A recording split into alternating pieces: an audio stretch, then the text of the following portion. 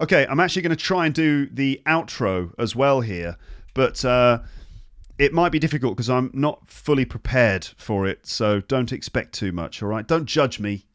All right, then. So we've just had Paul and Amber talking, and then the end of the conversation, and this is what I'm going to record at the end. And maybe what I should do is sort of get together some bits of music to have in the background. And these days I tend to put some of my brother's music in the background of episodes. You can find all his stuff on SoundCloud, or a lot of his stuff on SoundCloud. So I think I'll put that one in there. Yeah, we'll have a bit of that because I like that one.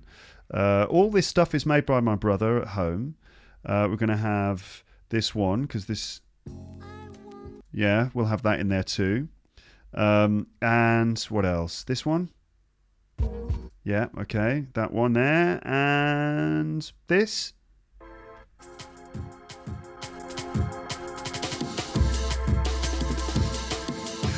I haven't used that one before. You know what? I think I'm going to add this one in. I don't normally have this one in the background because it's a bit too sort of heavy. But I love it, so who cares? I'm going to put that one in there. And maybe this one? Yeah. Okay. And this one. This is great, this one. That one. Okay, then. So I've got the music together. It's time to start doing the outro with that music in the background. Okay? So wish me luck. Here we go. Okay. So that was the conversation with Amber and Paul. You heard just at the end there that Amber and I were starting to talk about Christmas. And we went on to talk about that for ages afterwards. So I continued to record our conversation about Christmas. And we talked about it for like over an hour. Talking about Christmas shopping, Christmas games, food, family traditions, our Christmas plans, and everything else related to the festive time of year. And that conversation will probably continue in the next episode, or maybe an episode soon. Okay? So expect a Christmas episode with Amber coming soon. We also talked a little bit about Paul's English and Amber's English and my dad's English and stuff, and certainly Paul's English. We talked about that a little bit in that conversation. Sometimes people say in comments or whatever, or when I meet people, they ask me about Paul's accent, and they seem to think that Paul's accent is a little bit influenced by French. Like they say, oh, Luke and Amber speak sort of received pronunciation, but Paul sounds a little different, as if his English is influenced by French. I can say for certain that it's not. It's definitely not influenced by French at all. So I just wanted to clarify that. I think that's one of the interesting things about Paul. He speaks fluent French and fluent English. And when he speaks French, there is basically no trace of an English accent in his speech at all, which is something that French audiences on his YouTube videos and at his live shows, they just can't get their heads around this idea of an English person, someone who's obviously English, who speaks kind of flawless French, and this just blows people's minds completely. I mean, I guess it would be a similar thing in your countries, right? So, like, if you can imagine an English person who speaks like fluent Japanese, like a native, it would blow your mind. If you're in Japan, it could be anywhere. If you imagine an English person speaking fluent Spanish, that might be a little bit mind-blowing. It would be cool, wouldn't it? It would be.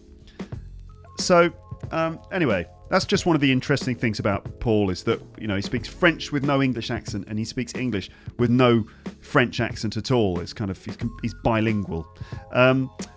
By the way, one of the words that Paul used in this conversation as an example of a big word in English which comes from French was actually the word perturbed. Perturbed, which is an adjective, and it means anxious or unsettled, sort of a bit emotionally upset or worried or unsettled or anxious. For example, she didn't seem perturbed about the noises around her, which I suppose is an example meaning that there was some girl in a situation where there were noises around her and she was not bothered. She was all zen-like. She wasn't perturbed by the noise. A bit like disturbed, but also sort of emotionally disturbed as well. In this case, the girl wasn't perturbed. It's a bit like the word disconcerted, meaning slightly worried or troubled. For example, when we visited the flat, I was a bit perturbed by the smell of gas in the building. Like, it's a bit weird. There's a weird smell of gas. It's not very promising. It's a bit worrying, a bit perturbing. Or I was perturbed or disconcerted by some of the comments under the YouTube video. Like, oh my God, look at those comments. What's the world coming to?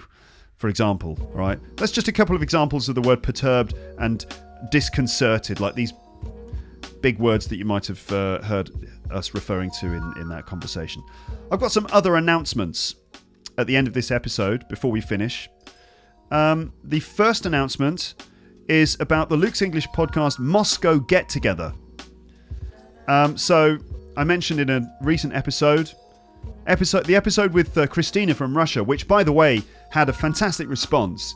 It was really nice to see all the comments that people wrote in response to the episode with Christina from Russia. And I agree with you. She's got a lovely sounding voice, and it was just really pleasant to talk to her and listen to her story of sort of basically her success in her English learning. And I'm glad that many of you had that experience too. So anyway, I also talked about a meeting of Moscow Lepsters in Moscow at an anti-cafe. By the way, I found out what an anti-cafe is because a couple of people wrote comments. I understand that it's basically a sort of a cafe where you pay a fixed fee per hour to be there, and all the other stuff like the coffee and tea and cookies and cakes and things are all free, and you just pay on an hourly basis. It sounds like a brilliant idea. It sounds really cool because people seem to go to these places and they just talk, or they play board games and they eat cake and drink tea and coffee. It just sounds like my ideal place. I've just realised, you know what? I've just realised that I'm not recording this. I forgot to press the record button on my device there. So all of that stuff you've just heard didn't get recorded. So that's annoying, isn't it?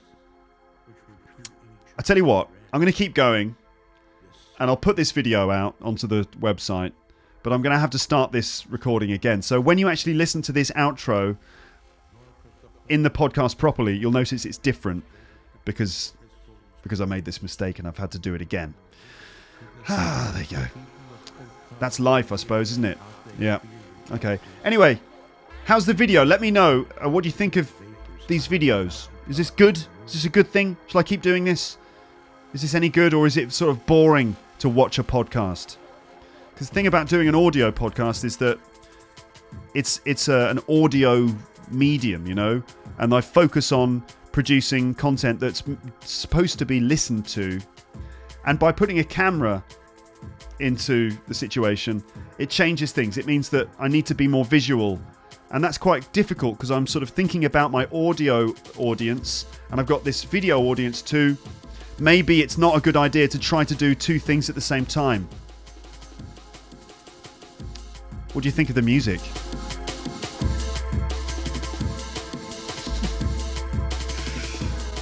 Anyway, let me know anyway. I might do more of these sorts of videos, or I might just do some videos which are just video. Shorter, put them on YouTube or something. I'm also working on this business English course, which will be a paid course. Some people seem to think it's going to be a free podcast, but no, I'm actually going to build it into a proper, full-on course where I put everything I know about teaching business English into one piece of content which you can purchase and keep forever. And it'll be sort of videos and PDF downloads and things like that. And it's a big project for me, and it's a big work in progress. That's coming in the future. Anyway, I think it's time to stop the video. And then I'm going to start this outro again, audio. Alright, so thanks for watching. And don't forget to join the mailing list and all that other stuff. Alright, cool, nice one. Speak to you again soon. Bye, bye, bye, bye, bye, bye, bye, bye.